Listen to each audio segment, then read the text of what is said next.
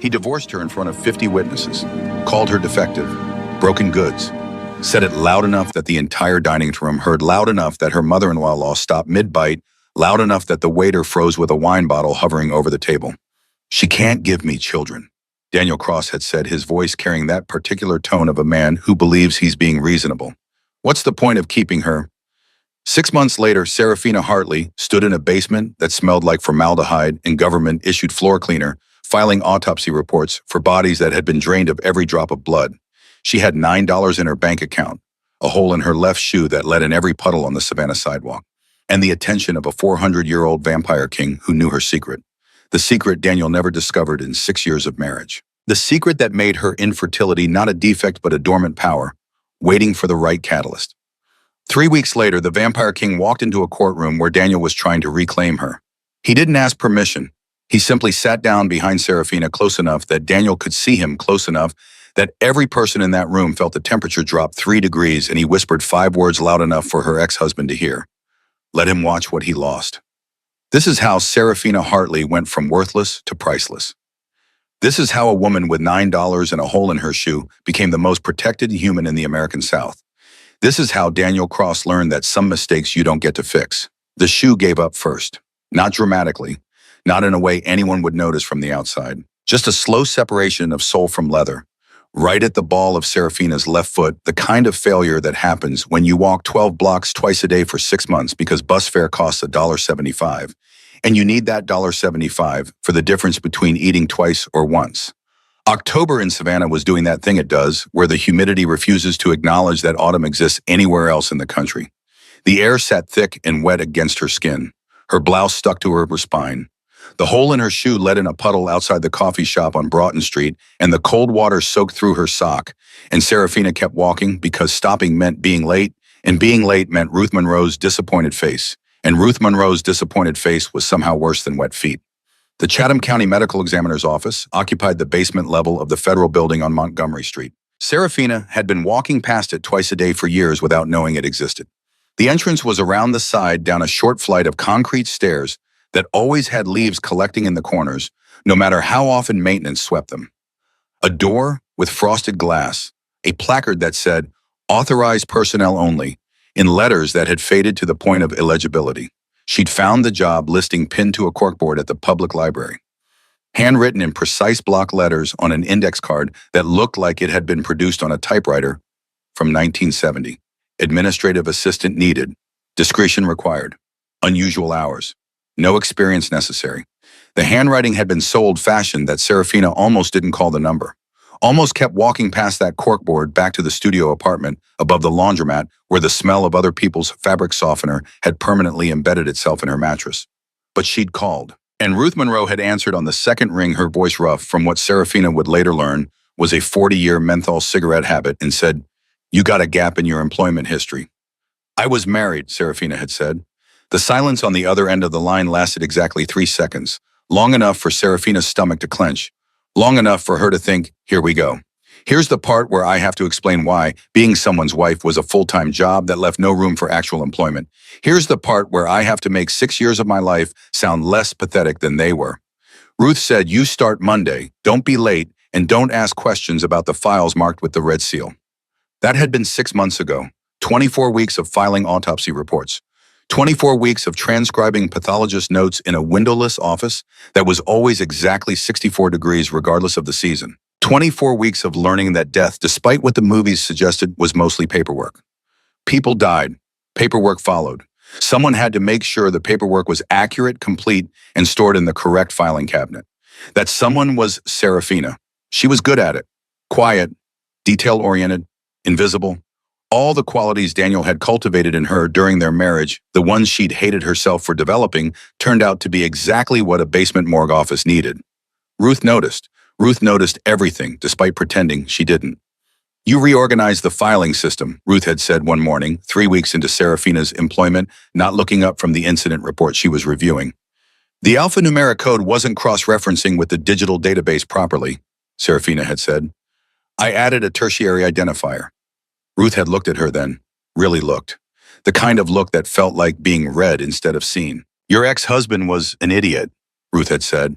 Then she'd gone back to her paperwork, and Serafina had gone back to filing, and neither of them had mentioned it again.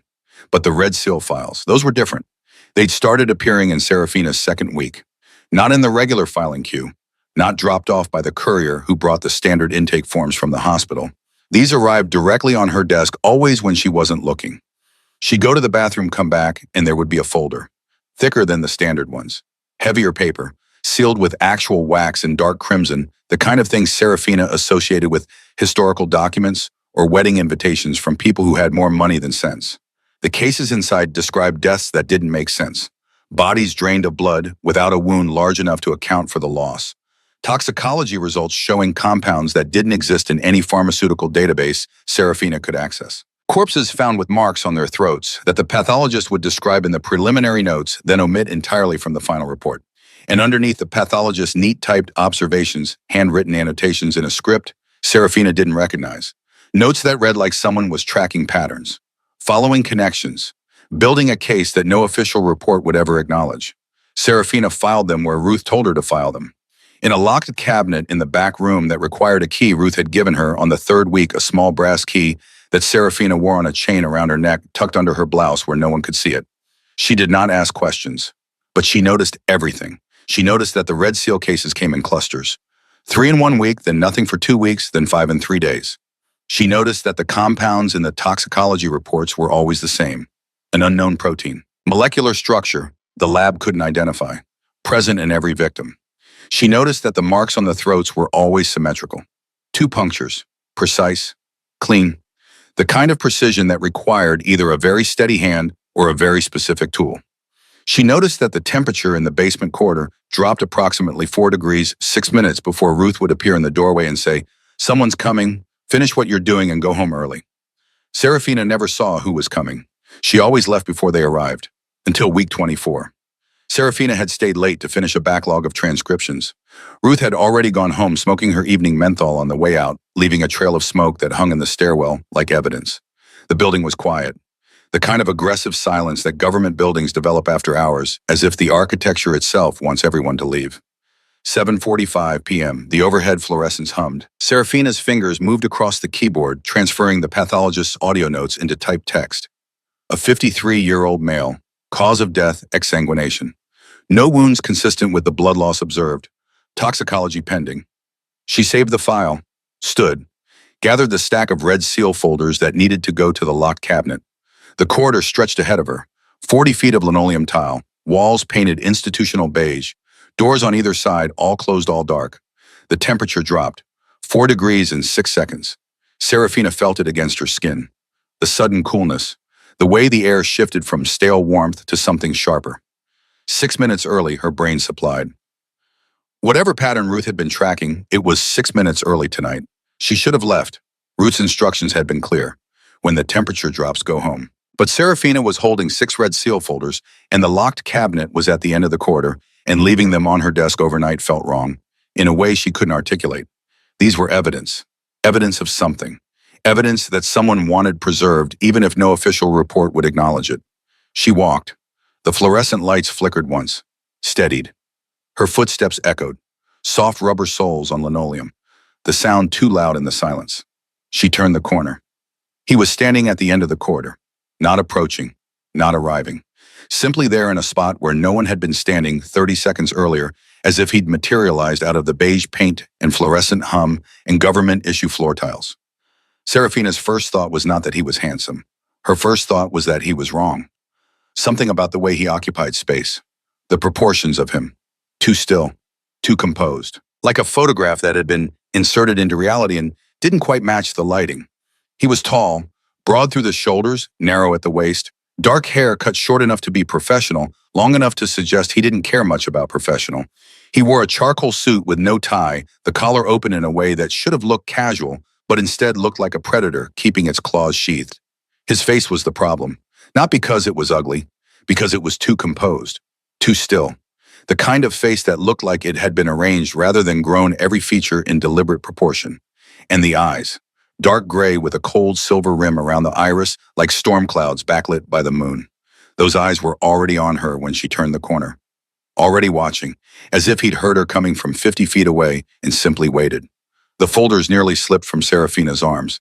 She caught them, clutched them to her chest. Did the thing her body wanted to do least, and her brain knew she needed to do most. She stood still. "You must be the new hire," he said. His voice was not what she expected. She'd braced for something deep and resonant, the Hollywood monster voice. Instead, his voice was quiet, controlled. The voice of someone who had learned maybe centuries ago that speaking softly forced people to lean in, and leaning in meant they were already closer than they'd intended to be. "Serafina Hartley," she said, her own voice steadier than she'd expected. "Administrative assistant, and you are in a restricted corridor after business hours without a visitor badge." The corner of his mouth moved.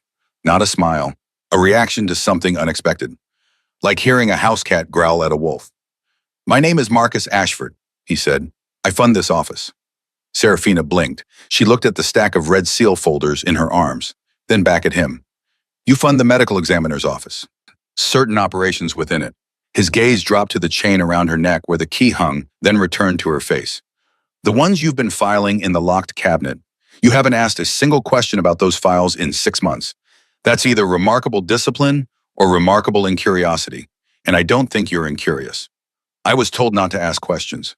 "You were told not to ask questions about the Red Seal. You weren't told not to notice patterns." He took one step forward, not aggressive, deliberate, the movement soundless. His shoes on the linoleum produced nothing. No squeak, no tap, no friction, as if the floor had agreed not to acknowledge him. "You've noticed patterns, haven't you, Serafina?"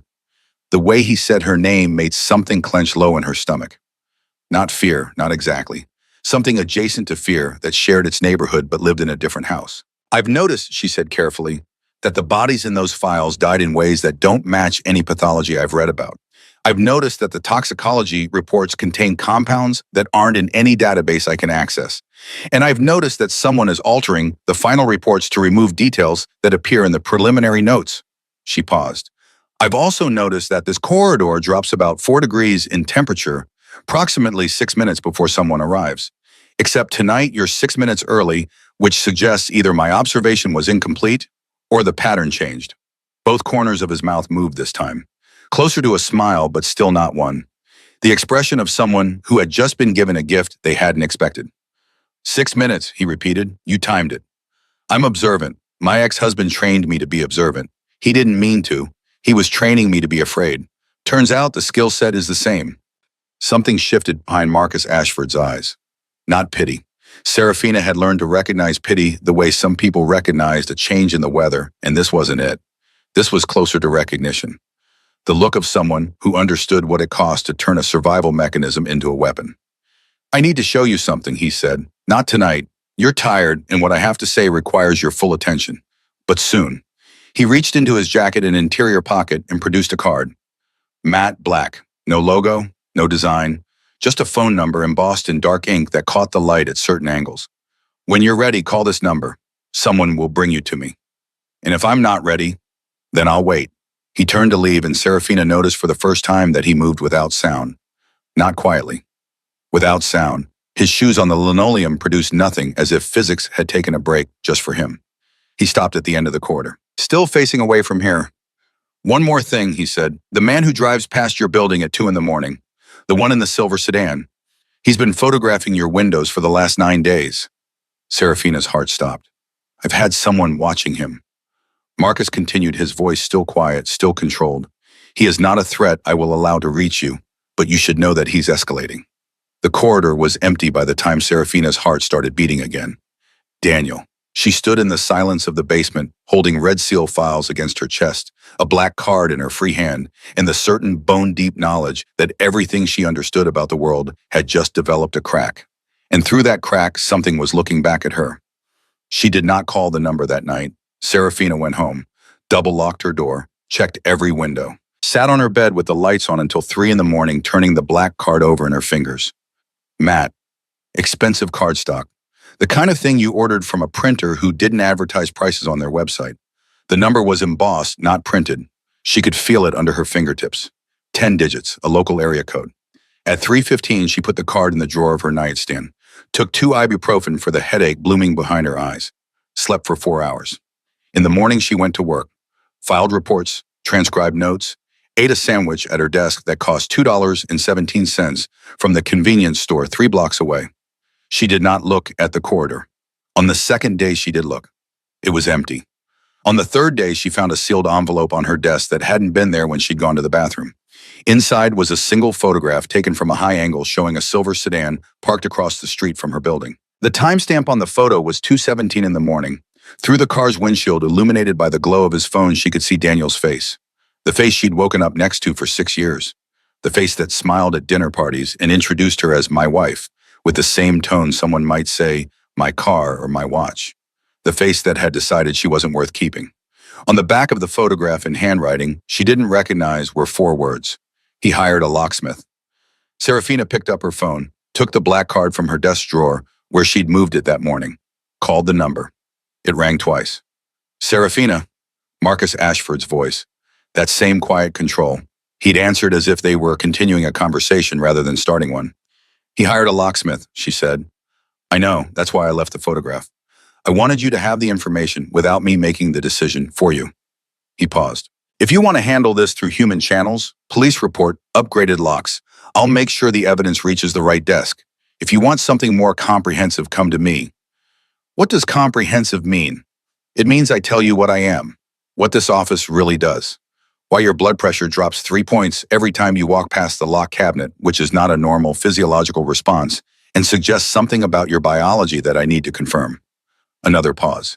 And it means I explain why a man like Daniel Cross, who should be a nuisance and nothing more, has recently been in contact with people who make him look like a parking violation. That last sentence sat in her chest like a swallowed stone. When she asked, tonight if you can, Ruth will give you the address. She knows. Ruth knows. Ruth knows everything. She has for 31 years. Who do you think wrote that job listing? He hung up. Serafina stared at her phone for a long time. Then she walked to Ruth's office, knocked and said, I need the address. Ruth didn't look up from her paperwork. Took you long enough. She slid a folded piece of paper across the desk. Wear comfortable shoes, honey. It's a walk. The address led Serafina to a townhouse on East Jones Street, one of those narrow Savannah homes with wrought iron balconies and windows that had been watching the street since before the Civil War. Nothing about it suggested anything other than old money and quiet taste. No signs, no symbols, just a dark green door with a brass knocker shaped like a closed fist. Serafina knocked. The door opened, immediately pulled inward by a woman who looked about 35 with red hair, pulled back in a severe bun, and the kind of posture that suggested either military training or ballet. Miss Hartley, I'm Vivian. Follow me, please. The interior of the townhouse was warm in a way that surprised Serafina. She'd expected something cold, something gothic. Instead, she found hardwood floors, bookshelves, lamps with warm bulbs and the smell of coffee. Real fresh coffee, not the institutional sludge from the office machine. Vivian led her down a hallway through a kitchen that was fully stocked and clearly used and into a sitting room at the back of the house. Marcus Ashford sat in a leather armchair with a glass of something dark red in his hand. He stood when she entered. It was a small gesture, standing when a woman enters a room, the kind of thing her grandmother would have appreciated. And it struck Serafina that the gesture felt practiced in the way of someone who had been doing it for a very long time. Not habit learned in childhood, habit calcified over decades, maybe longer. Sit, please, he gestured to the chair across from him. There's coffee if you want it, or something stronger. Coffee. Vivian disappeared. She returned with a cup that was perfect. The right temperature, the right amount of cream. Serafina wondered briefly if that was a coincidence or if someone had been paying attention to how she took it at the office. The second option should have unsettled her more than it did. You said you'd tell me what you are, Serafina said.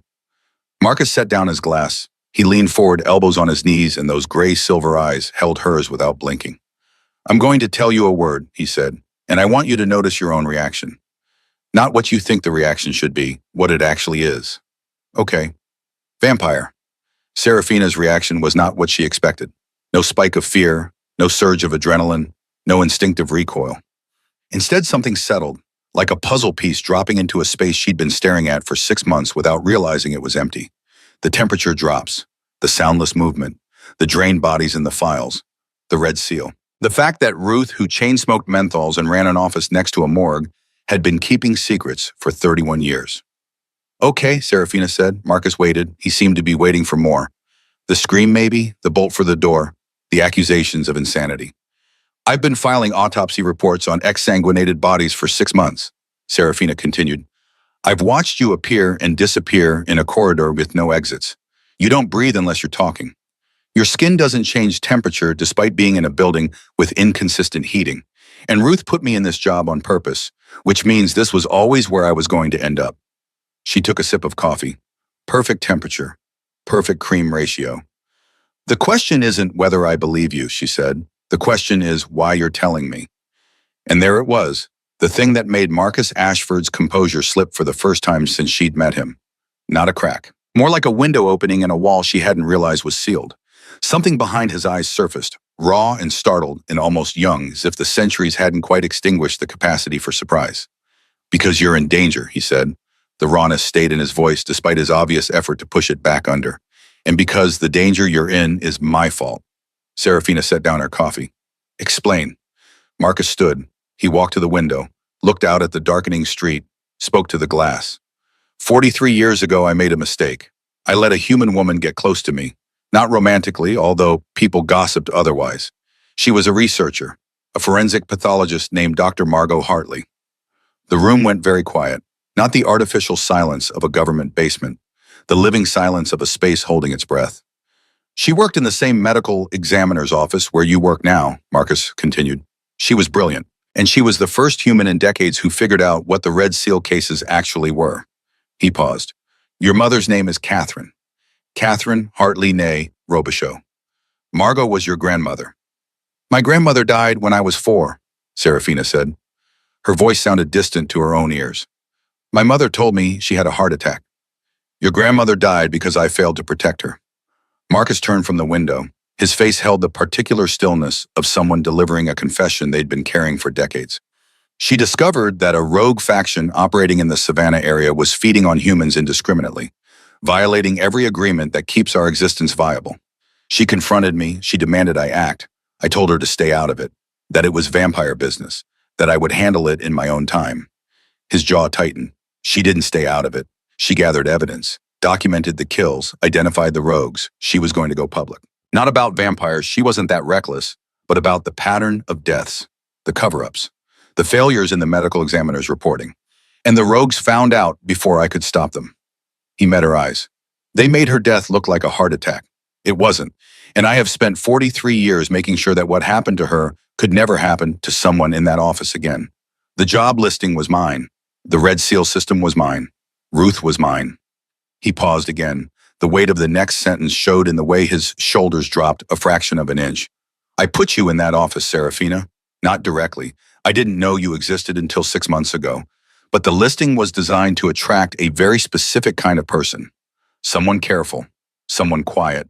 Someone who would notice the patterns and have the discipline not to pursue them until I was ready to explain. When your application came in, Ruth called me. She recognized your last name. Serafina's hands were steady around her coffee cup, which surprised her because the inside of her chest felt like it was being disassembled brick by brick. You put me in that job because of my grandmother. I put you in that job because the rogue faction that killed your grandmother is active again. More active than they've been in decades. And 3 weeks ago, they identified you. Me, why? Because your grandmother's research didn't die with her. She left documentation. Detailed, meticulous damning. It's been hidden for 43 years in a place only her bloodline can access. I don't know where. I've spent 4 decades trying to find it. The rogues have spent 4 decades trying to find it. He moved closer. Not threatening, deliberate. And now you're here. And your ex-husband, who is a petty, controlling man with no connection to the supernatural world whatsoever, has been in contact with people who are very much connected.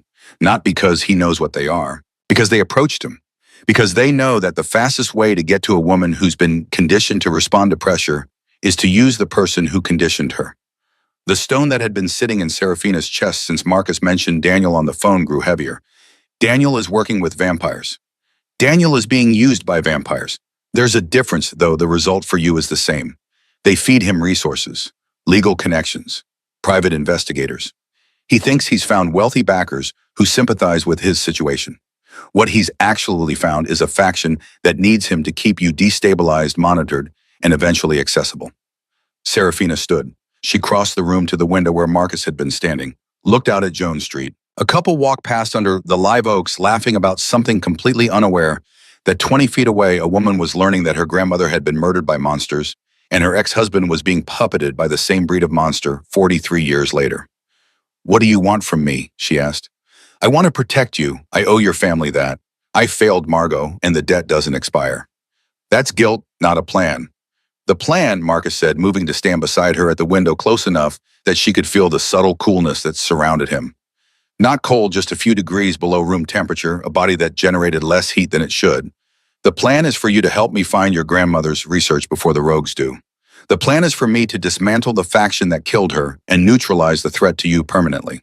He paused. "And the plan, if I'm being completely honest, is for me to figure out why every instinct I've developed over 400 years of careful isolation is telling me that letting you walk out of this house tonight would be the worst decision I've ever made, and I've made some catastrophic ones." Serafina looked at him. This close, she could see details she'd missed in the basement corridor. A thin scar along his hairline barely visible. The faintest asymmetry in his jaw, as if it had been broken once and healed slightly wrong.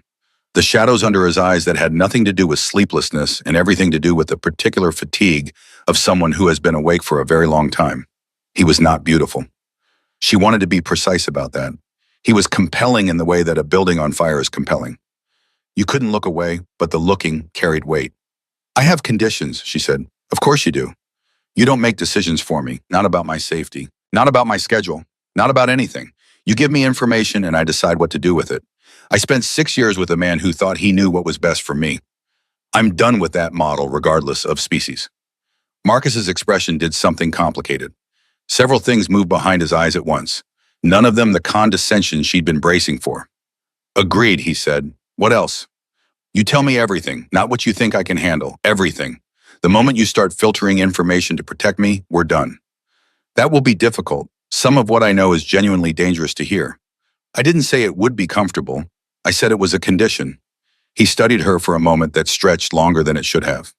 "Your grandmother used to say something similar," he said. "She told me that the only thing more dangerous than the truth was a well-intentioned lie. I didn't listen to her either." He paused. "I'll do better this time." Serafina extended her hand. It was a deliberate choice. A handshake, not an embrace. A negotiation, not a surrender. Marcus took it. His grip was firm, his skin cool. And when their hands met, Serafina felt something she'd been expecting to feel ever since he'd said the word vampire. A current, not electric, not supernatural in any way she could identify. More like the sensation of touching a wire that was carrying information. A transmission she couldn't decode. Marcus felt it too. She saw it in the way his fingers tightened almost imperceptibly before he let go. "Tomorrow," he said, "Ruth will brief you on the parts she knows. I'll fill in the rest. And Serafina?" He walked her to the front door, where Vivienne was already waiting with a car idling at the curb. "I've assigned 2 of my people to your building. Not inside. Outside. They will not enter your home, monitor your phone, or interfere with your life in any way. They are there for one purpose: to make sure the rogues don't reach you and Daniel doesn't get brave." Serafina stepped onto the porch. The Savannah night was warm and smelled like jasmine and river water, and the particular ghost of something that might have been history or might have been grief. "Marcus," she said, turning back, "my grandmother's research. If we find it, what happens? If we find it, I have what I need to bring the rogue faction before the court of the Southern Reach. My court, where I hold authority and they hold nothing. I destroy them legally permanently, and the threat to you ends. And if we don't find it," his expression darkened, "then I destroy them the other way, and the threat to you still ends. I just prefer the version with less blood." He closed the door. Serafina got in the car. Vivienne drove her home in silence, walked her to her building entrance, and said exactly one sentence before leaving. "He hasn't slept in 11 days. Since your application came across Ruth's desk, just so you know the weight of what you're carrying." Serafina climbed the stairs to her apartment, checked the locks, sat on her bed, and for the first time in 6 months, she did not think about Daniel. She thought about a grandmother she barely remembered. A woman who had walked into a world of monsters and demanded they behave.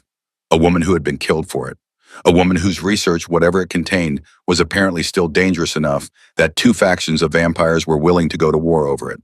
Serafina Hartley had spent 6 years being managed, being diminished, being handled. She was done being handled. Outside her window, the city moved through its evening routine. Cars passing, voices drifting up from the street, the distant sound of a train whistle from the industrial quarter. And somewhere in that city, standing watch in the shadows, two vampires were making sure that Daniel Cross and his new backers didn't get within 100 yards of her door. The hole in her shoe didn't matter anymore. The $9 in her bank account didn't matter anymore. What mattered was that a 400-year-old vampire king with gray silver eyes and a 43-year-old debt had just made her a promise. And Serafina had the distinct impression that Marcus Ashford did not break his promises. Not anymore. Not after what breaking one had cost him. The coffee in Ruth Monroe's office was the same institutional sludge that had been coming out of the same machine for what Serafina suspected was longer than she'd been alive. Ruth drank it anyway. Black. No sugar. Like penance. 2 weeks had passed since the townhouse on East Jones Street. 2 weeks of working side by side with Ruth, filing the same reports, maintaining the same careful silence about the Red Seal files. But something had shifted. The silence felt different now. Less like secrecy and more like preparation. Ruth lit a menthol at her desk despite the no-smoking signs on every wall, cracked the window exactly 2 inches, the precise margin she'd negotiated with a building maintenance 15 years ago. "Your grandmother was a pain in my ass," Ruth said, exhaling a thin stream of smoke through the window gap. Serafina said nothing, waited. Brilliant woman, absolutely fearless, and she had the irritating habit of being right about things nobody wanted to hear. Ruth stubbed out the cigarette with the efficiency of long practice. Looked at Serafina with those sharp eyes that missed nothing. "I was her assistant. Same job you have now, different decade. Margot trained me. She's the one who set up the Red Seal system. Before her, the anomalous cases just disappeared. Coroners destroyed the files. Police departments buried them. Families were paid off. Margot put the system in place to preserve the evidence, even if no one was ready to act on it. And Marcus funded it. Marcus has funded this office since 1897. Different names, obviously. Different faces in the community. But always the same operation, his territory, his responsibility." Ruth pulled another cigarette from the pack but didn't light it, just held it. "The man takes his obligations seriously. Maybe too seriously." Serafina filed that observation away for later. "What do you know about the research my grandmother hid?" Ruth's expression changed, not dramatically, a tightening around the eyes, a slight flattening of the mouth, the face of a woman deciding how much truth to dispense. "I know she spent the last 3 years of her life documenting something she called the ledger. Not a physical book, a compiled record, evidence testimony, forensic analysis, genetic profiles. Everything she'd gathered about rogue vampire activity in the Southeast. Names, locations, feeding patterns, financial networks." Ruth finally lit the second cigarette. "She told me once that if the ledger ever reached the right hands, it would be enough to dismantle the entire rogue infrastructure, not just in Savannah, across the whole southern reach. And she hid it. She hid it because the night before she planned to deliver it to Marcus, someone in his inner circle betrayed her location to the rogues. She never told me who. She just showed up at my apartment at 4 in the morning, calm as a corpse, and told me that the ledger was safe, that only her blood could find it, and that if anything happened to her, I should make sure the office kept running until someone with her blood walked through the door." Yeah, Ruth looked at Serafina with an expression that contained 31 years of patience and grief. "I've been waiting for you, honey. Not you specifically. I didn't know Margot had a granddaughter until your application landed on my desk.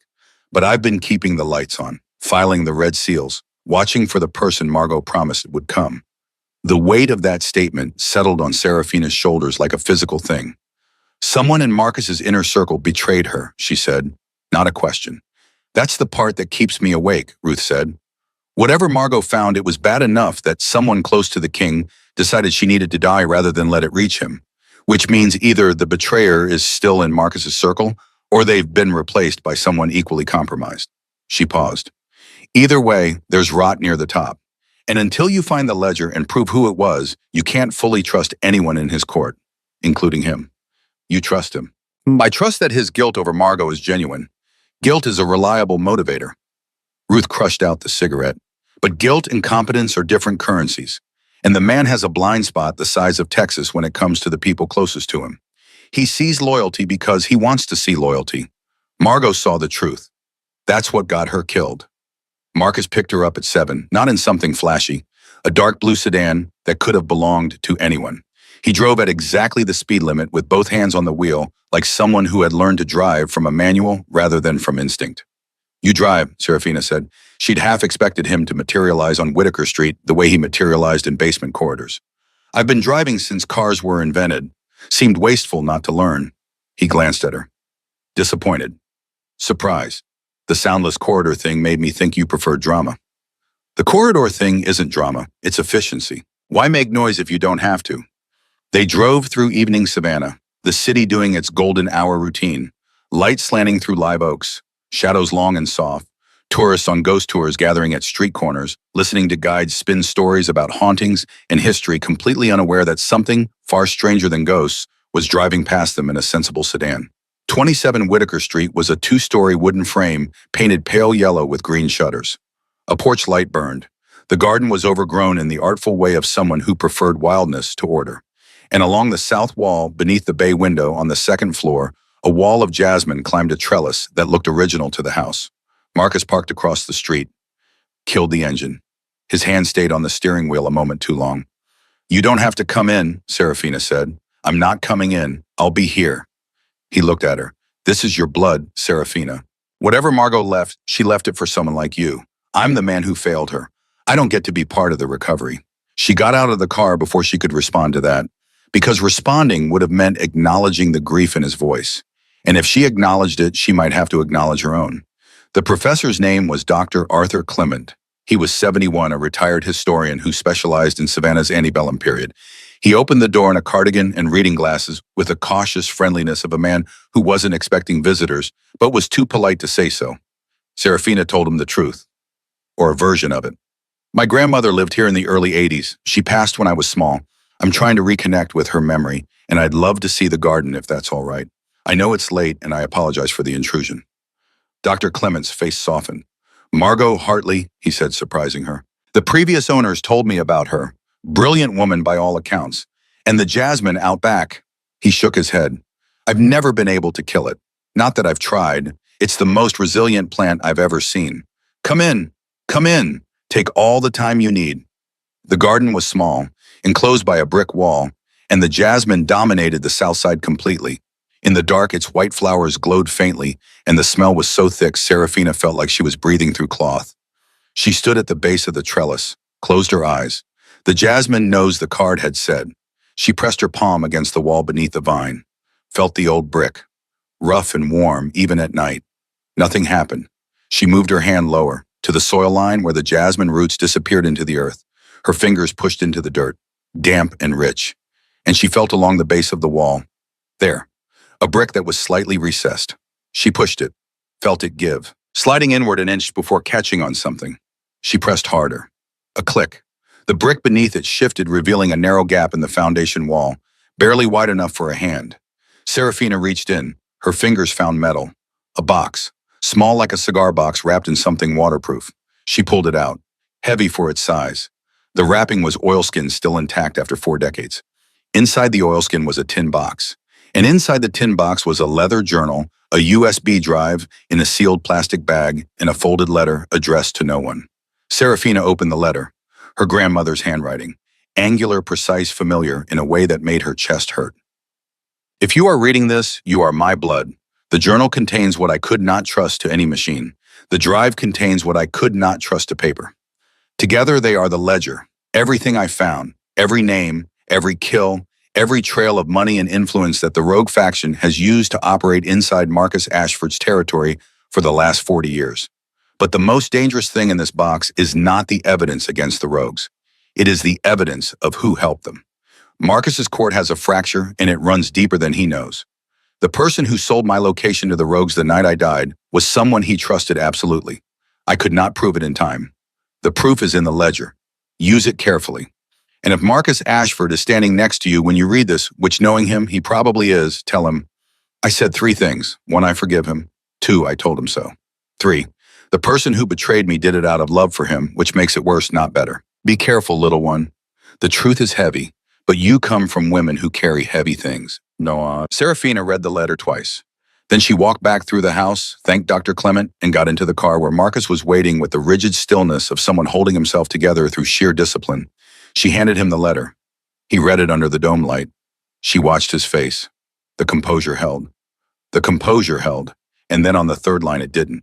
He turned his face away from her. His hand came up to press against his mouth, and his shoulders moved once. A single convulsion of something he swallowed before it could escape. They sat in the car on Whitaker Street for 11 minutes without speaking. Then Marcus started the engine and drove them to the townhouse where Vivian was waiting, where the coffee was fresh, where the work of dismantling a 43-year-old conspiracy began at 10:14 on a Thursday night in Savannah, Georgia. The journal was everything Margot had promised. Serafina spent 2 days going through it while Marcus's technology specialist, a vampire named Theo, who looked 19 and was actually 105, cracked the encryption on the USB drive. Margot's handwriting filled page after page. Dates, locations, names, victim profiles, forensic details so specific that Serafina could reconstruct entire crime scenes in her mind just from reading the notes. But more than that, financial records, bank transfers, shell companies, a network of money flowing through legitimate businesses and ending up in accounts that funded what Margot called the operation. The operation was human trafficking, not in the modern sense, in a sense far older and far worse. Humans bred specifically to have genetic markers that made them compatible with vampire physiology. Raised in isolation, sold to the highest bidder, used until they broke, disposed of when they were no longer useful. The rogue faction wasn't rogue at all, it was a business. And it had been running in the American South for over a century, funded and protected by someone with enough power to keep it invisible. The name in the ledger made Marcus go very still. Vivian Kane, not the current Vivian, her predecessor, a vampire named Vivienne Laurent, who had served Marcus's court for 170 years before dying in what the official records called a territorial dispute with a rival court. Except the ledger said otherwise. The ledger said Vivienne Laurent had been running the trafficking operation, that she'd been skimming resources from Marcus's territory to fund it, that she'd been providing cover for decades while performing loyalty in the king's presence, and that when Margot discovered it, Vivian had sold Margot's location to the rogues rather than let the evidence reach Marcus. Marcus read the evidence, read it again, asked Theo to verify the digital records independently. Theo verified them. Then Marcus sat in his chair in the sitting room on Jones Street and didn't move for 2 hours. Serafina sat with him. She didn't speak, didn't offer comfort or platitudes or any of the soft, meaningless things people say when the ground opens up under someone they care about. She just sat there, because that was what she'd wished someone had done for her during the worst nights of her marriage, just been present without trying to fix it. At the 2-hour mark, Marcus spoke. She was with me for 170 years, he said. His voice was flat, scraped clean. She was the first person I turned. I found her in a field hospital during the Napoleonic Wars, dying of a wound no surgeon could close. I gave her the choice. She chose to live. And for 170 years, she was the person I trusted most in the world. Serafina waited. The letter said she did it out of love for me, Marcus continued. That doesn't make it forgivable. It makes it comprehensible. There's a difference. He stood. The flatness left his voice, replaced by something harder. Margot found evidence that Vivian had been running a parallel operation, allowing rogues to feed freely in exchange for intelligence about rival courts. Vivian believed she was protecting me, strengthening my position by weakening others. She didn't see the bodies. She didn't see your grandmother's body. What are you going to do? I'm going to call a session of the Court of the Southern Reach. I'm going to present the ledger, and I'm going to let the court decide Vivienne Laurent's fate. Because if I decide it myself, I will want to destroy everything she built, and she deserves a trial more than I deserve the satisfaction. He looked at Serafina. But first, we need to deal with Daniel. The motion arrived by courier at 9 in the morning. Legal documents in a manila envelope. Daniel's attorney's letterhead. Cross versus Hartley. Motion to annul the divorce decree on grounds of mental incapacity and undue influence. Serafina read it twice. The language was careful. Clinical. It painted a picture of a woman who had been emotionally unstable at the time of the divorce, who had made decisions while under the influence of unnamed outside parties, who had hidden assets and misrepresented her mental state to the court. It was lies. All of it. But they were well-dressed lies, the kind that looked at them good on paper. The hearing was scheduled for 4 days from now, day 22, the same day as the vampire court session. Serafina set the documents down on Marcus's dining table where the ledger was still spread out. Journal pages, printouts from the USB drive, a 43-year-old map of corruption laid bare. He's escalating, she said. Marcus picked up the motion, read it. His jaw tightened in a way that would have been invisible to someone who hadn't been watching him for 2 weeks. He's being pushed, Marcus said. The rogues know we have the ledger. They know what it contains. And they know that if I present it to the court, their entire operation collapses. Daniel is their pressure point. They're using him to destabilize you, to distract me, to buy themselves time. Will it work? Not even slightly. Marcus set down the motion. But we're going to give them what they think they want. We're going to let Daniel think he's winning, and then we're going to take everything from him in the most public way possible. Serafina looked at him. What are you planning? Tomorrow night, the Savannah Memorial Hospital Charity Gala. Daniel will be there. He's on the board, and he'll have his new fiancée with him, a woman named Charlotte something, 24 years old, trust fund, no idea what she's walked into. Marcus's eyes held something cold and precise. I'm going to walk into that gala in front of 200 of Savannah's elite, and I'm going to make it very clear who you belong to. Not because you're property, because you're protected. And because I want Daniel to spend the next 4 days knowing exactly what's coming for him in that courtroom. You're going to claim me publicly. Only if you agree. This is your decision, Serafina, not mine. I can destroy Daniel a dozen different ways. But if you want the satisfaction of watching him lose everything in front of everyone who matters to him, then you need to be there. And you need to let me make it obvious that you are not alone, that you are not unprotected, that you are in fact the single most valuable thing in my 400-year existence. The room was very quiet. He told everyone I was worthless, Serafina said, her voice steady, that keeping me served no purpose. I want them to see how wrong he was. Marcus crossed the room, stopped in front of her, close enough that she could feel the coolness that surrounded him, that constant few degrees below room temperature. Then we'll make sure they know, he said quietly, all of them. The dress was dark green, emerald actually, the color of old money and quiet power.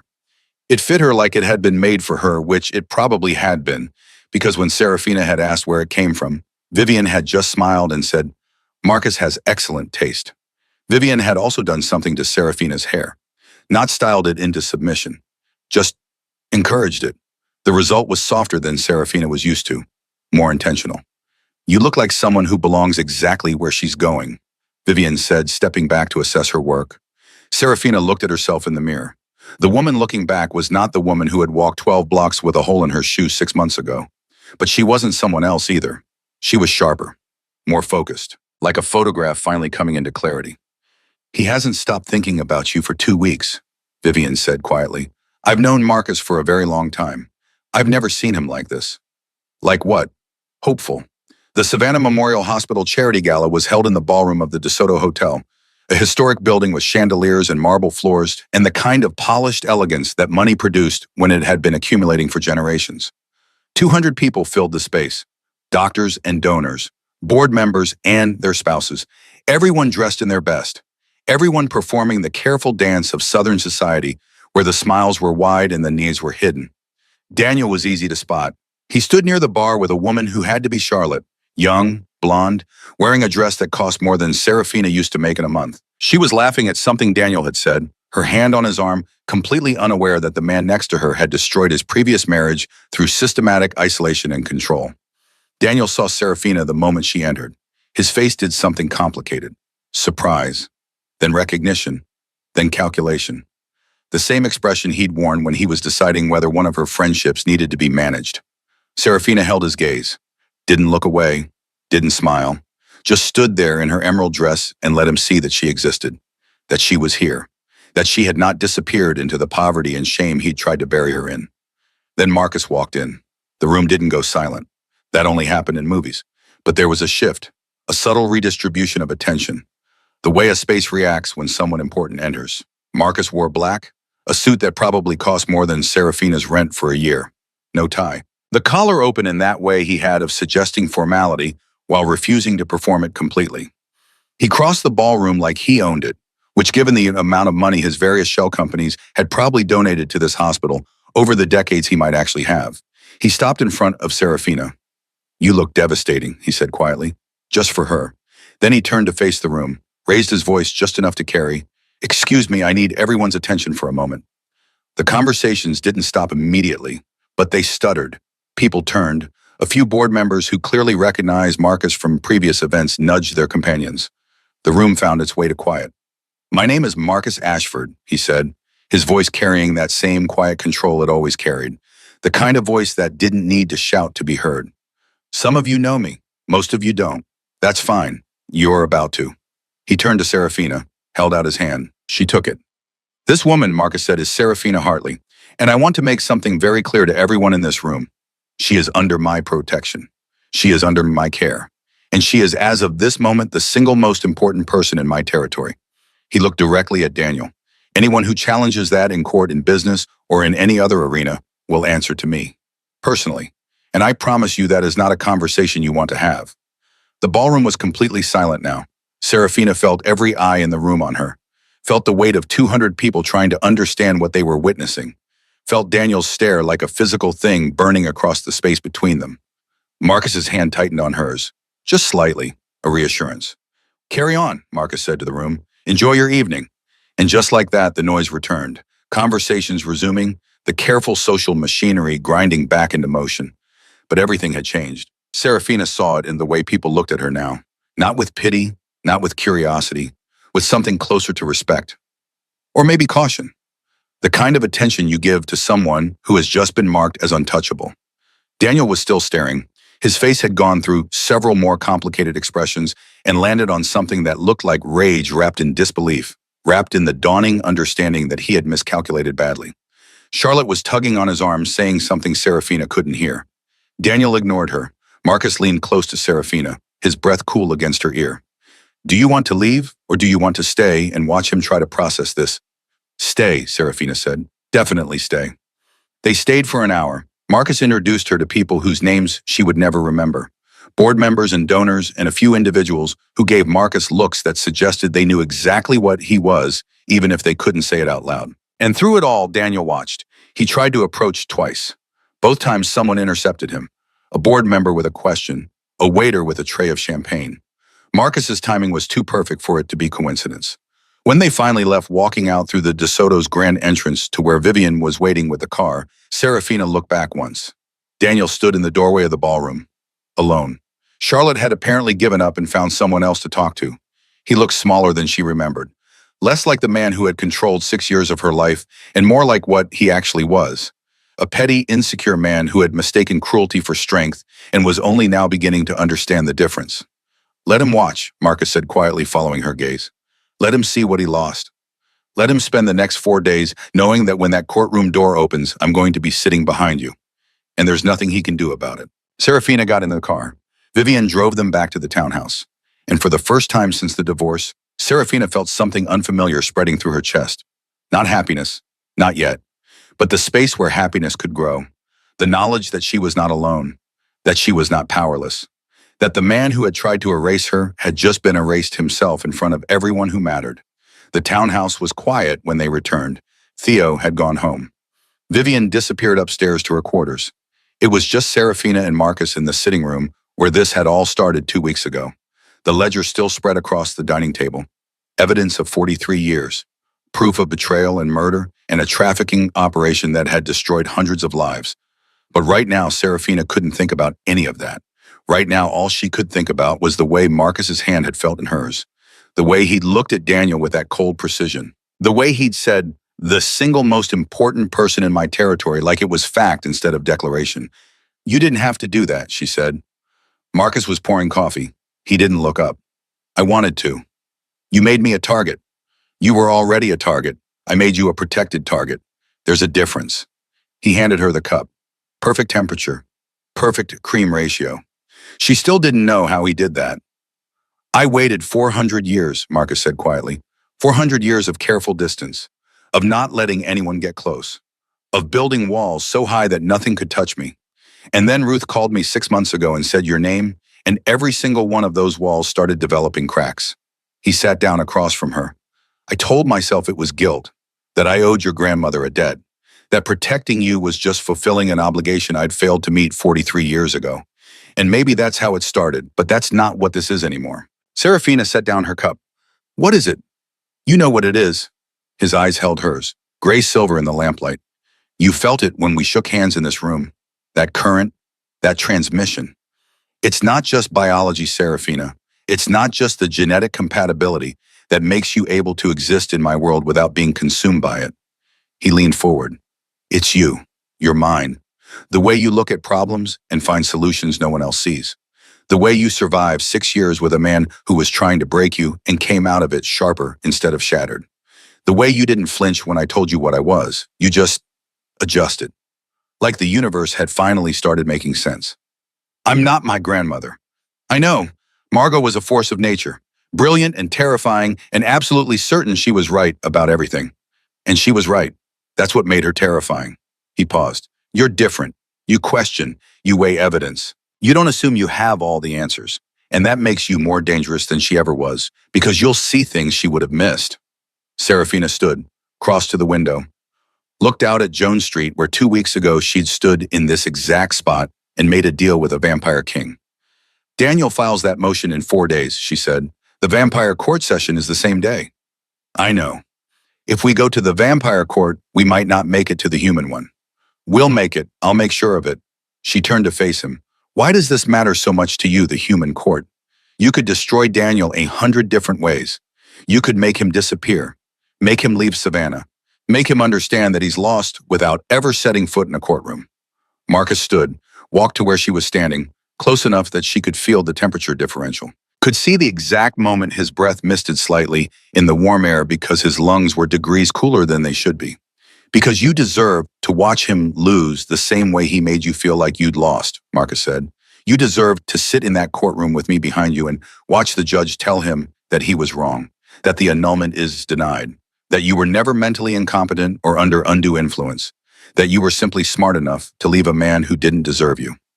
He reached out, hesitated, then touched her face, his fingers cool against her cheek.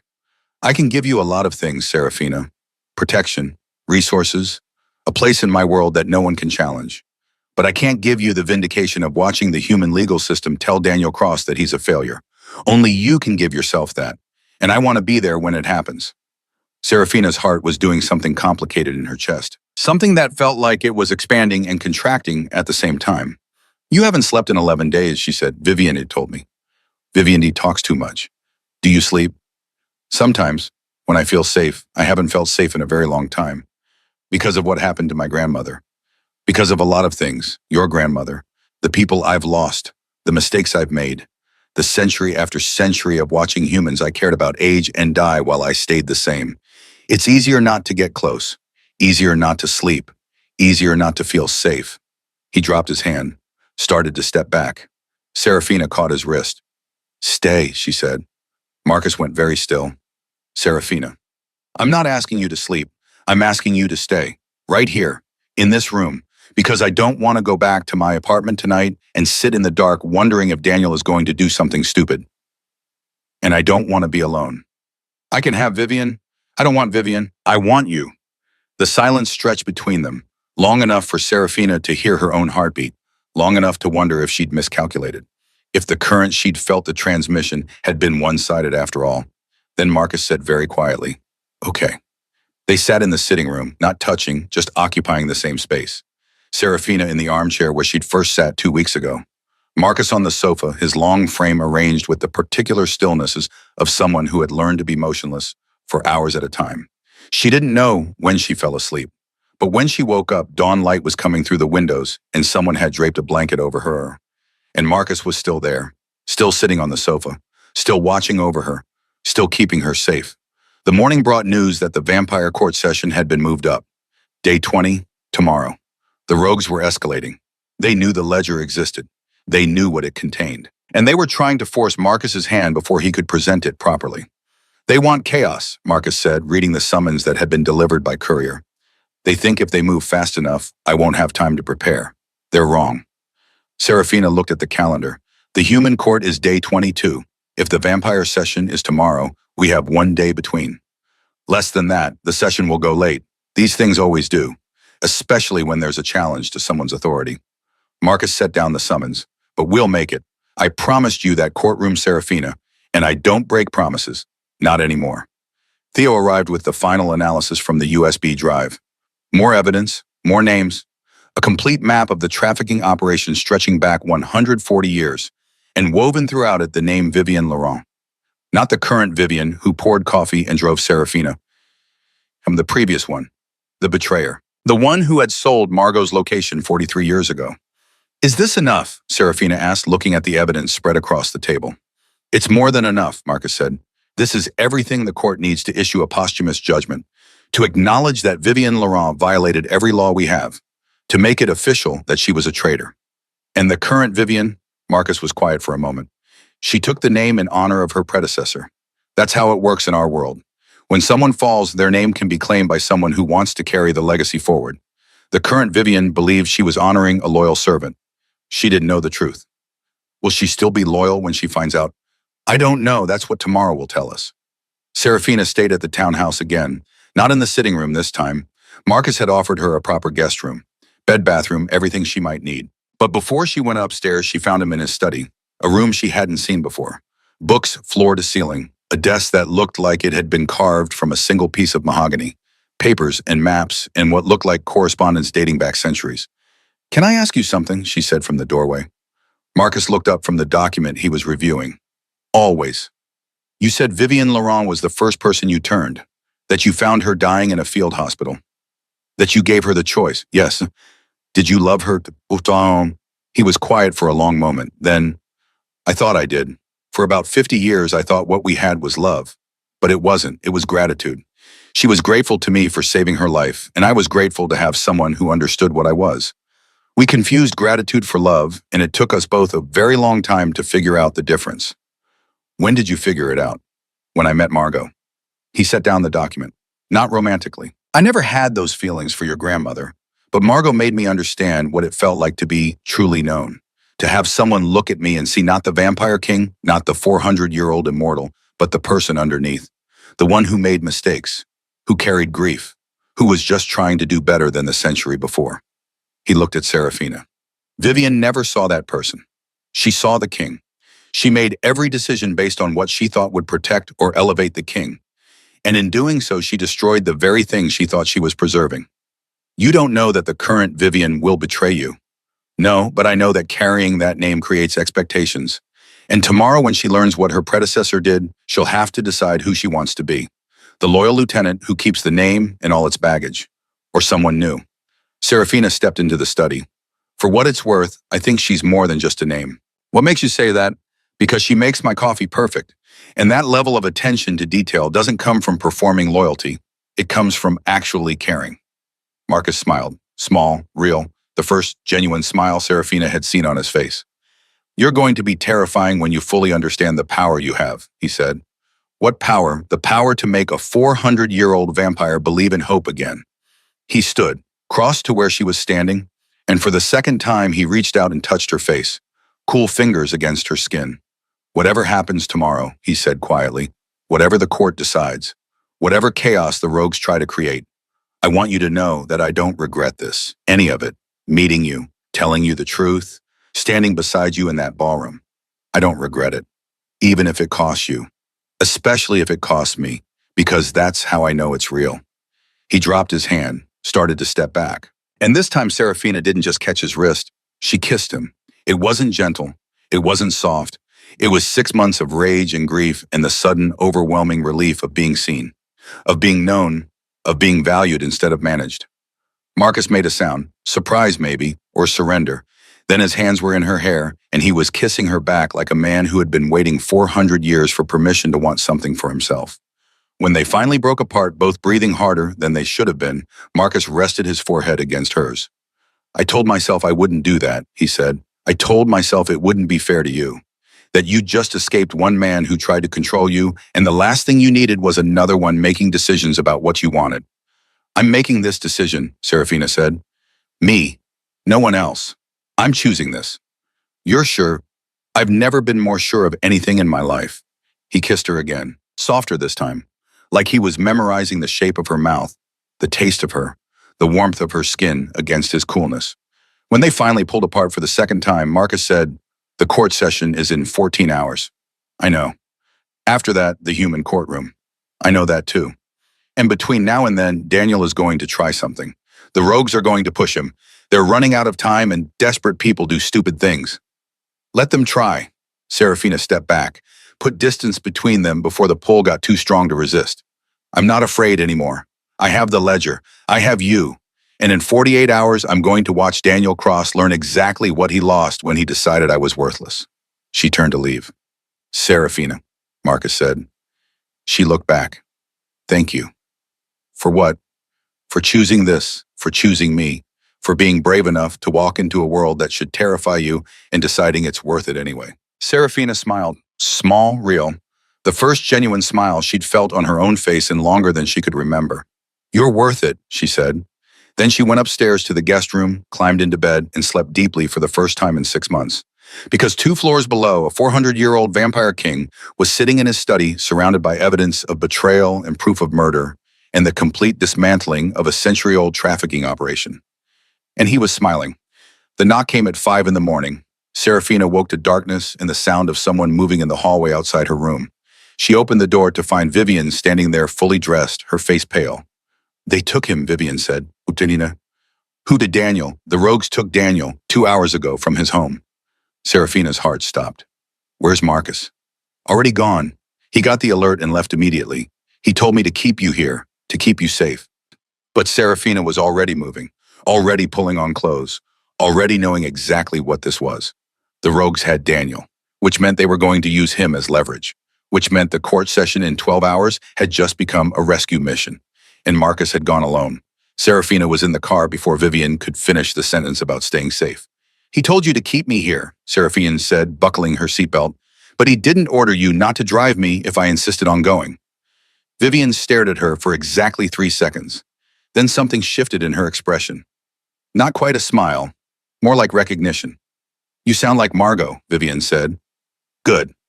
They drove through pre-dawn Savannah, the city still sleeping, streets empty except for delivery trucks and the occasional taxi. The GPS led them south toward the industrial district, where the old warehouses hunched against the river like forgotten monuments. Marcus had left a trail, not accidentally. He'd known Serafina wouldn't stay behind, known Vivian would eventually cave, so he'd made sure they could follow. The abandoned hospital sat at the edge of the district, 5 stories of crumbling brick and broken windows. A building that had been scheduled for demolition 3 times and somehow kept surviving through bureaucratic delays and missing permits. Serafina understood why the moment she saw it. Vampire property. Had to be. The kind of real estate that existed in legal gray areas where human oversight never quite reached. Vivian parked 2 blocks away, killed the engine. "I need you to understand something," Vivian said. "If we go in there, we're walking into a trap. They took Daniel specifically to draw Marcus out, to force him into a confrontation before the court session. They're hoping he'll do something that violates vampire law, something that gives them grounds to challenge his authority. Then we don't let him violate vampire law. It's not that simple. If Daniel is hurt, if they've done anything to him, Marcus will want blood, literally. And if he takes it without court approval, he's no better than the rogues he's trying to destroy." Serafina looked at the hospital. Dawn was starting to break, pink light touching the upper windows. "My grandmother spent 3 years gathering evidence because she believed in doing things the right way," Serafina said. "She could have gone to the media, could have exposed everything in a way that would have forced immediate action. But she didn't. She built a case. She followed the rules. Because she understood that justice isn't the same thing as revenge." She opened the car door. "I'm not going to let Marcus throw away 43 years of guilt and growth because Daniel Cross is too stupid to understand when he's being used." Vivian followed her out of the car. They approached the hospital from the east side, a service entrance with a door that hung crooked on broken hinges. The smell hit Serafina immediately.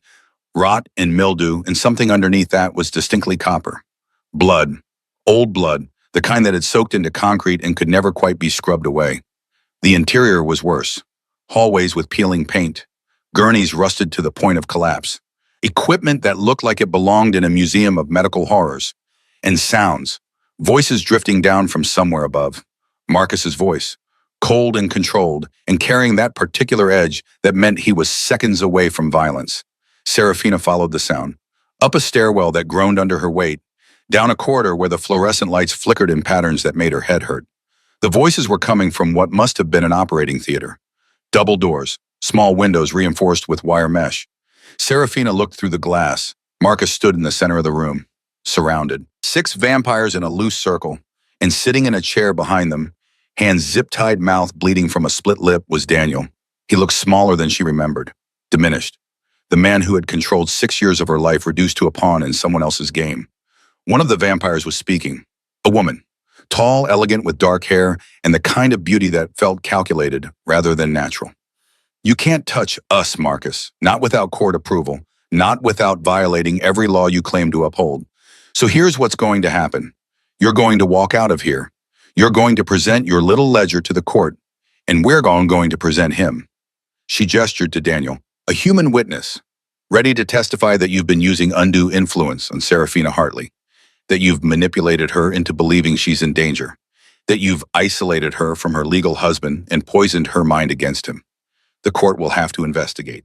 And during that investigation, your authority will be suspended, and in that suspension will disappear, along with every piece of evidence you think you have.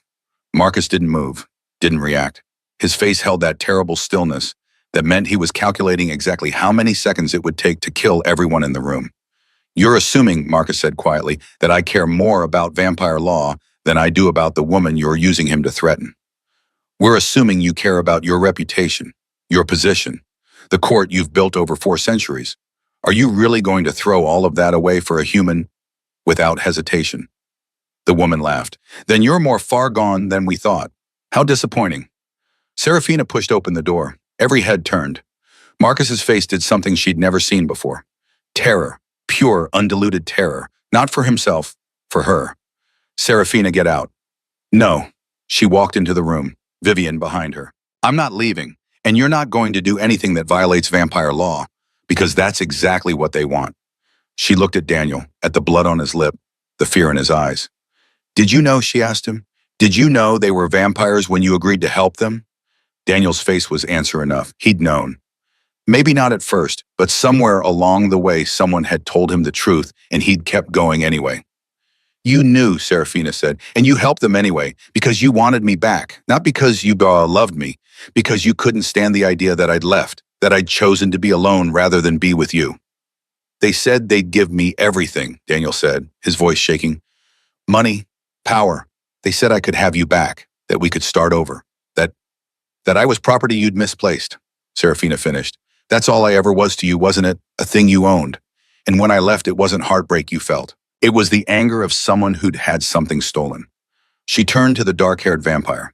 You made a mistake, Serafina said. You assumed Marcus was the only threat, that if you neutralized him, I'd be easy to manipulate. But my grandmother didn't hide the ledger in a place only her blood could access, because she thought I'd need a vampire to protect me. She did it because she knew I'd be smart enough to use it. She pulled a folded piece of paper from her jacket, the letter from the Jasmine Garden, Margot's handwriting. This ledger contains 43 years of evidence. Evidence that the court will absolutely listen to. Evidence that doesn't need Marcus's testimony to be valid.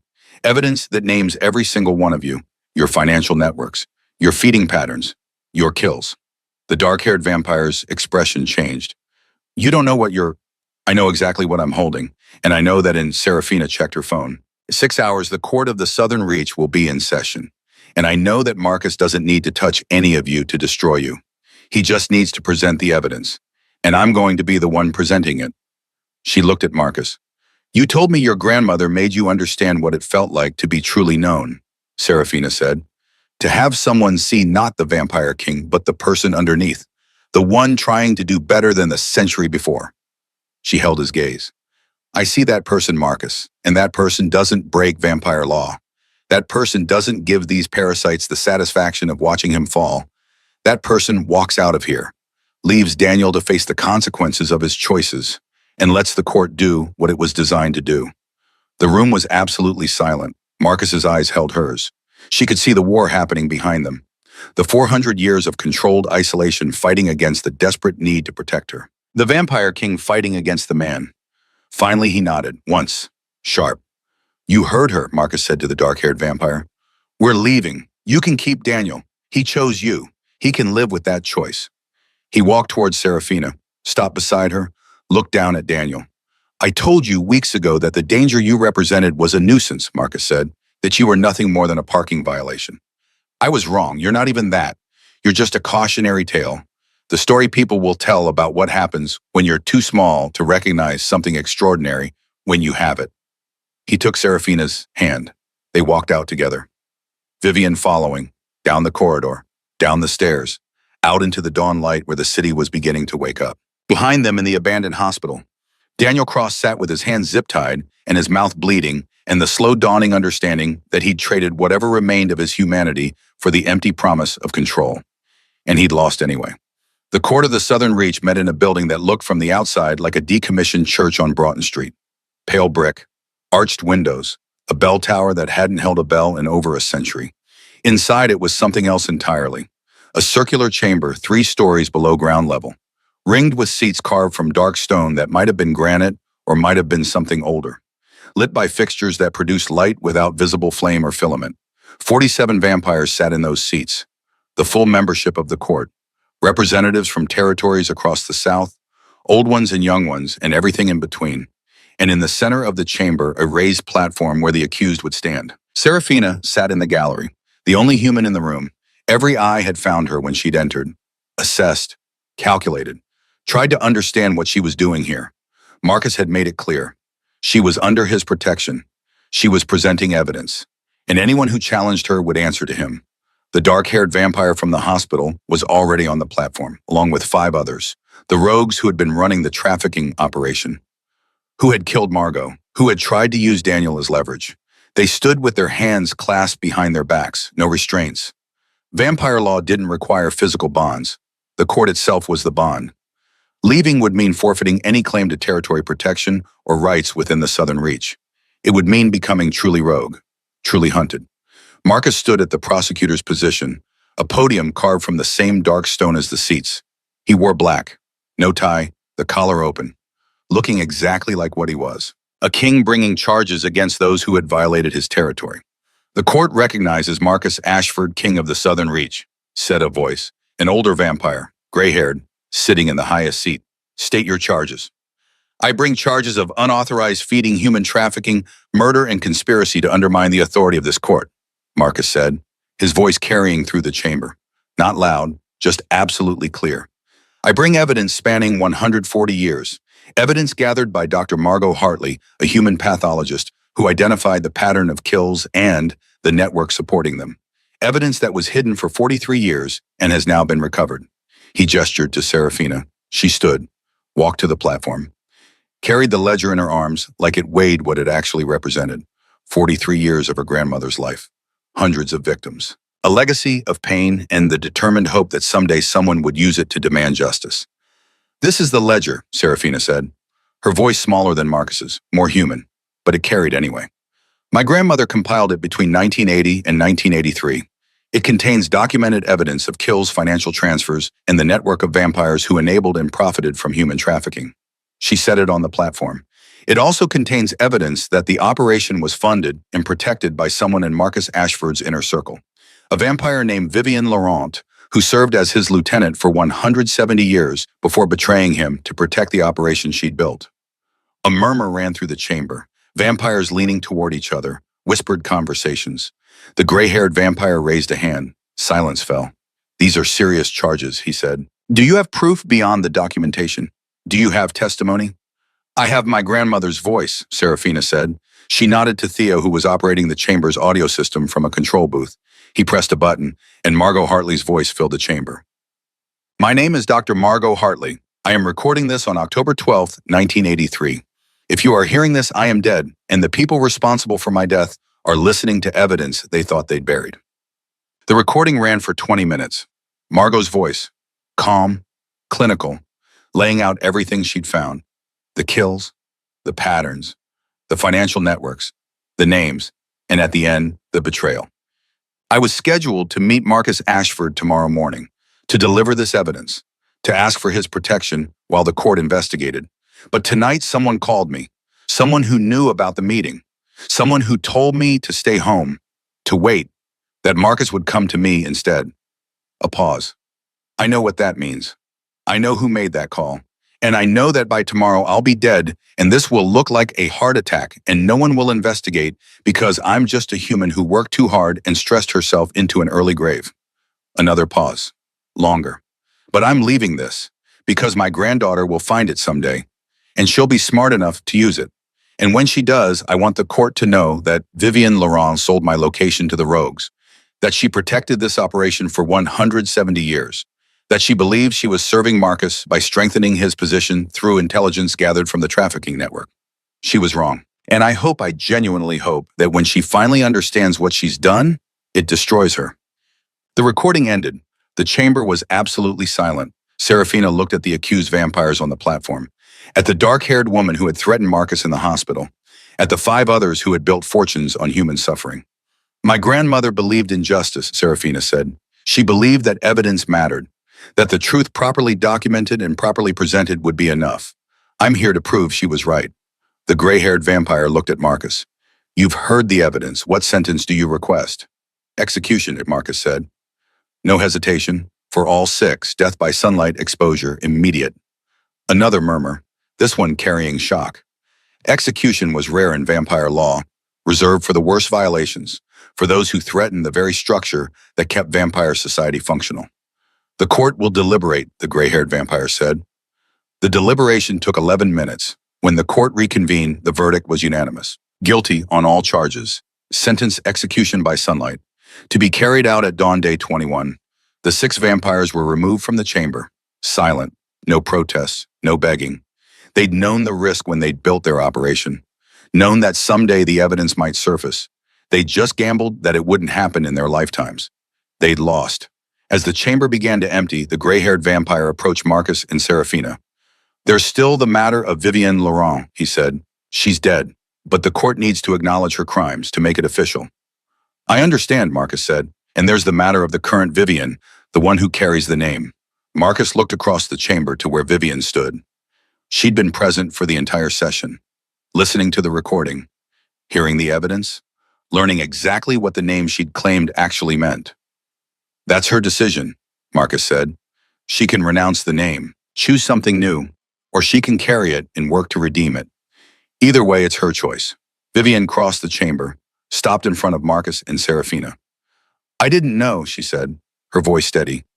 I chose that name because I was told Vivienne Laurent was your most loyal servant, that she'd given everything for you. I wanted to honor that legacy. She paused. Now I know the truth, and I can't carry this name. Not after what she did, not after hearing Dr. Hartley's voice. She looked at Serafina. Your grandmother deserved better. You deserve better. What will you call yourself? Marcus asked. I don't know yet, but something that's mine. Something that doesn't carry anyone else's sins. She turned to leave, stopped, looked back. For what it's worth, I would have made the same choice Margot did. Evidence, documentation, justice through the proper channels. That's how you build something that lasts. Then she was gone. And Serafina stood in a vampire court 3 stories below Savannah with a ledger in her arms and the certain knowledge that her grandmother's voice had just destroyed a century-old trafficking operation and rewritten vampire law in the American South. The Chatham County Courthouse looked exactly like what it was. A government building, brick and glass, American flags, security checkpoints. The grinding machinery of human justice operating exactly the way it had been operating for centuries. Serafina sat at the respondent's table. Her attorney beside her, a legal aid lawyer named Jessica, who was competent and underpaid and obviously outgunned by Daniel's attorney. Daniel's attorney was a man named Richard Sterling.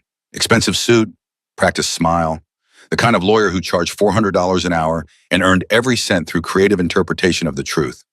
Daniel sat beside him, looking better than he had in the hospital. The split lip healed. Dressed in his best suit, playing the role of wronged husband with the same dedication he'd brought to playing loving husband for 6 years. The hearing was supposed to be a formality. Daniel's motion didn't have strong legal standing, but formality had a way of becoming weaponized in courtrooms when one side had money and the other didn't. Judge Patricia Morrison entered. Everyone stood. She took her seat. The hearing began.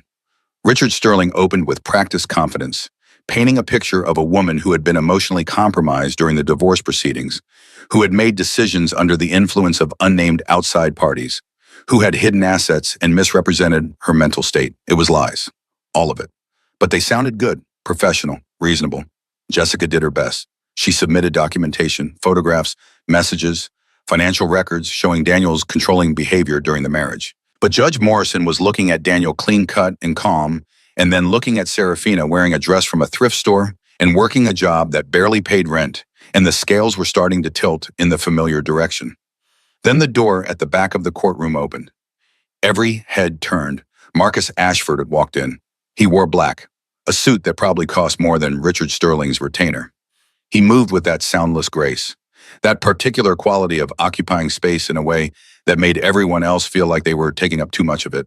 Behind him, a woman, blonde, mid-40s, carrying a leather portfolio, moving with the assurance of someone who had won cases in rooms far more intimidating than this. They took seats in the gallery, Marcus directly behind Serafina, close enough that she could feel the temperature drop 2 degrees, close enough that every person in the courtroom could see exactly where his attention was focused. Judge Morrison paused mid-sentence. Richard Sterling stopped writing. Jessica looked over her shoulder at Serafina with an expression of pure bewilderment. Daniel's face did something complicated. Panic wrapped in recognition, wrapped in the dawning understanding that he had miscalculated badly. The blonde woman stood. Your Honor, my name is Sienna Vale. I represent interests allied with the respondent. I'd like to submit additional documentation relevant to this hearing. Judge Morrison frowned. Counsel was not on the original filing. We're entering as amicus curiae, Your Honor. The documentation pertains to the petitioner's conduct during and after the marriage, as well as financial connections that are directly relevant to the motion before the court. Before Richard Sterling could object, Sienna opened her portfolio, presented a stack of documents, phone records, financial transfers, surveillance photographs showing Daniel meeting with individuals connected to organizations under federal investigation, private investigator reports, turned inside out, showing that Daniel had paid for illegal entry into Serafina's apartment, illegal surveillance of her workplace, illegal harassment that violated the existing restraining order in 14 documented instances. Judge Morrison reviewed the documents. Richard Sterling reviewed the documents. Daniel's face went through a sequence of expressions: confusion, anger, denial, and then when he looked across the courtroom and finally truly saw Marcus Ashford looking back at him, fear. Marcus's gaze was steady, unhurried. He looked at Daniel the way you look at a math problem you solved a long time ago and have no interest in revisiting. Then Marcus leaned forward, close enough to Serafina that she could feel his breath against her ear. Cool, measured. He spoke, not loud, just loud enough for Daniel to hear across the 20 feet of courtroom space between them. Let him watch what he lost. The words weren't meant for the room. They were meant for her and for Daniel. A statement and a promise and a reminder all at once.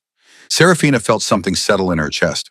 Not vindication, not triumph, relief. The specific physical relief of a weight being redistributed, shared, carried by someone who had the strength for it and the willingness to use that strength without asking for anything in return. Judge Morrison looked up from the documents. Mr. Sterling, does your client have an explanation for these records? Richard Sterling looked at Daniel. Daniel looked at Marcus. Marcus looked back with the patient expression of someone who had all the time in the world. Your Honor, Daniel started. I'm not asking you, Mr. Cross. I'm asking your attorney. Richard Sterling cleared his throat. Your Honor, without time to review these documents in detail. The documents are quite detailed, Mr. Sterling. They show a pattern of harassment surveillance and what appears to be conspiracy to commit multiple felonies. They also suggest that your client has been in contact with individuals involved in ongoing federal investigations. She set down the documents. I'm denying the motion for annulment. Denied with prejudice, which means Mr. Cross cannot refile. Furthermore, I'm modifying the existing restraining order to make it permanent. Mr. Cross is not to contact, approach, or communicate with Mrs. Hartley in any way. Any violation will result in immediate arrest. She looked at Daniel. I'm also recommending that the district attorney's office review these surveillance records. What you've done, Mr. Cross, goes far beyond a contentious divorce. It enters the territory of stalking and criminal harassment. You should consider yourself fortunate that Ms. Hartley hasn't pressed charges. Yet. She brought down the gavel. We're adjourned. Daniel sat frozen. His attorney was already packing up, already calculating how to distance himself from a client who had just been publicly exposed as a criminal. Marcus stood, offered his hand to Serafina. She took it. They walked out of the courtroom together. Sienna following. Jessica looking dazed but pleased. And behind them, Daniel Cross sat at the petitioner's table with the ruins of his motion and the dawning understanding that he'd lost everything. Not just Serafina, his reputation, his standing in Savannah society, his freedom potentially if the district attorney decided to prosecute, all of it gone, because he'd been too small to recognize what he had when he had it. Outside the courthouse, reporters waited. Not many. This was a divorce hearing, not a murder trial. But enough. Local news. A few freelancers who smelled a story about surveillance and federal investigations. They swarmed when Serafina and Marcus emerged. Ms. Hartley, can you comment on the judge's decision? Ms. Hartley, are you pressing charges against your ex-husband? Ms. Hartley, who is your companion? Marcus's hand tightened on hers. A question. Do you want to do this? Serafina stopped, faced the cameras. My ex-husband spent 6 years convincing me I had no value, she said, her voice steady, clear. He told me and everyone who knew us that I was worthless, that I served no purpose. She paused. Today a judge ruled that he was the one in violation, not me. Today the court recognized what he never could, that his accusations were these, that the only thing broken in our marriage was his judgment. Another pause. I'm not here to gloat. I'm here to tell every woman watching this who's been told she's not enough by a husband, a boyfriend, a family member, anyone, that you are not what they say you are. You are what you choose to be. And you have more power than they want you to know. She looked directly at the camera. Daniel Cross tried to erase me. Instead, he lost himself. That's what happens when you mistake control for love, when you confuse possession with partnership. You end up alone, and you deserve it. Marcus's hand in hers, steady, cool, anchoring. Are you and Mr. Ashford in a relationship? One reporter asked. Marcus answered before Serafina could. Mrs. Hartley is under my protection and has my complete support. Beyond that, her personal life is her own business. He looked at the reporters with that same cold precision he'd used on Daniel in the courtroom. And I'd suggest that anyone interested in her personal life remember that she's just demonstrated exactly how she handles people who try to control her narrative. I wouldn't recommend testing her patience. They walked to the car. Vivian was waiting behind the wheel. She'd already chosen a new name, Serafina noticed. The embroidered initials on her jacket no longer read VK. They read EO, Elena Laurent. Not abandoning the past, transforming it. The drive back to the townhouse was quiet. Serafina watched the city pass.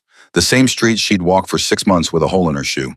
The same buildings she'd passed on her way to file autopsy reports in a basement that smelled like formaldehyde. Everything looked different now, not because the city had changed, because she had. The nursing program at Savannah State University had accepted her application in week 9. Full scholarship, anonymously funded. Serafina knew exactly who had funded it, but the paperwork listed it as the Margot Hartley Memorial Scholarship for Non-Traditional Students. The first time she'd seen her grandmother's name on official university letterhead, she'd cried for 20 minutes. Marcus had held her, said nothing. Just been present while she processed 43 years of grief compressed into a single moment of recognition. She'd moved into the townhouse in week 7, not because Marcus had asked, because it had stopped making sense to maintain 2 residences when she spent every night at his place anyway. She'd kept the studio apartment for a month after moving out, just in case, just to have the safety net. Then she'd let it go, because safety nets were for people who were afraid of falling, and Serafina wasn't afraid anymore. Ruth had retired in week 10, handed over the ME office to a new manager, spent her last day smoking menthols and telling Serafina stories about Margot. She'd be proud of you, Ruth had said, not because you found the ledger, because you used it exactly the way she hoped someone would, with precision, with patience, with absolute conviction that the truth matters. The new position had been created specifically for Serafina, vampire-human liaison to the court of the Southern Reach. Her job was to help navigate the intersection between vampire law and human law, to make sure that when the 2 worlds touched, they did so without leaving bodies behind. It was perfect. It used everything she'd learned in 6 months of filing Red Seal reports, everything she'd learned in 6 years of surviving Daniel. Everything she'd learned in 3 months of watching Marcus balance centuries of tradition with the desperate need to evolve. The office was on the 2nd floor of the townhouse, windows overlooking the garden where Elena had planted new jasmine, a desk that was actually Margot's desk, rescued from storage and refinished. The classroom was on the 3rd floor of the Health Sciences building, 25 students, most of them 10 years younger than Serafina, a few older, all of them there because they wanted to help people, and nursing was how they'd chosen to do it. Professor Chen was lecturing on triage protocols when the door opened. A late arrival slipped in, took a seat in the back row. Serafina glanced up from her notes. Marcus sat in the back of her nursing classroom, looking completely out of place in his charcoal suit and completely unbothered by the fact that he was the only non-student in the room. Professor Chen paused. "Can I help you?" "Just auditing," Marcus said. "Don't mind me." Professor Chen looked like she wanted to mind very much, but something about Marcus's tone suggested that arguing would be futile.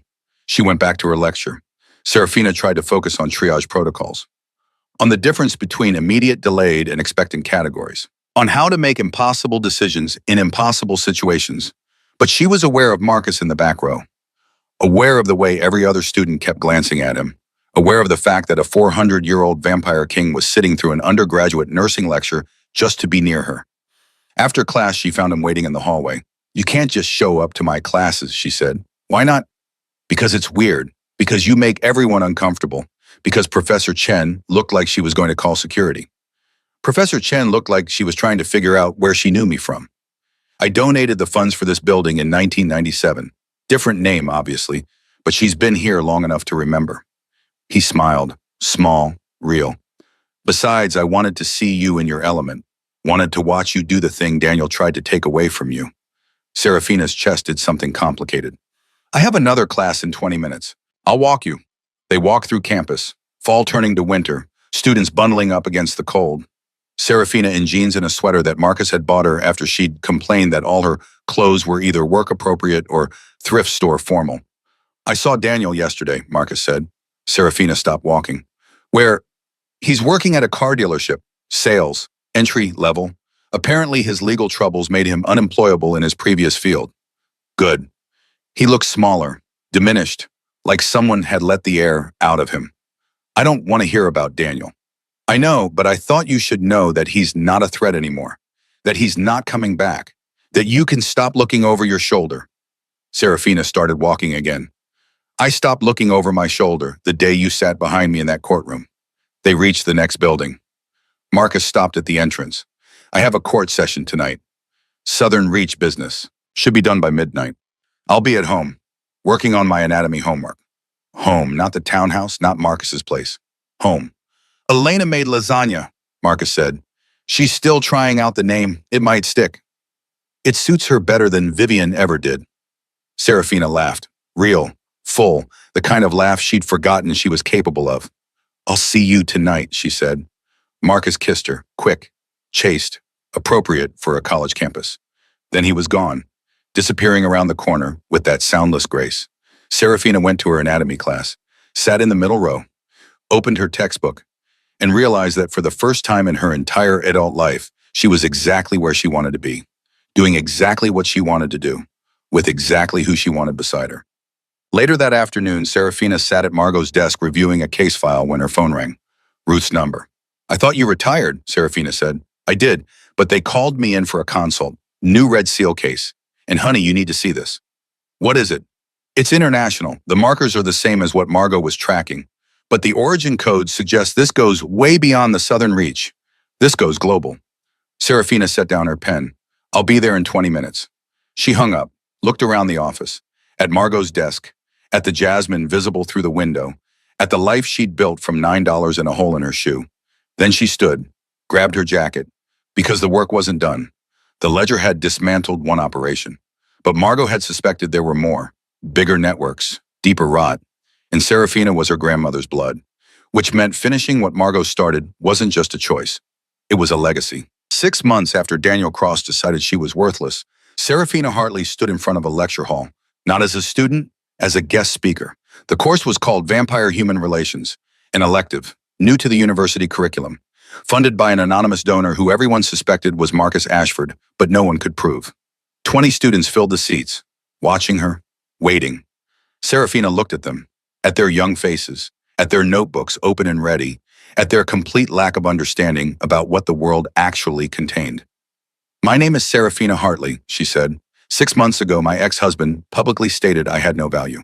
Today, I'm going to tell you about the 400-year-old vampire king who proved him wrong, and about my grandmother who spent 3 years building a case against monsters because she believed the truth was worth dying for, and about what I learned when I found her research and used it to dismantle a human trafficking operation that had been running for over a century.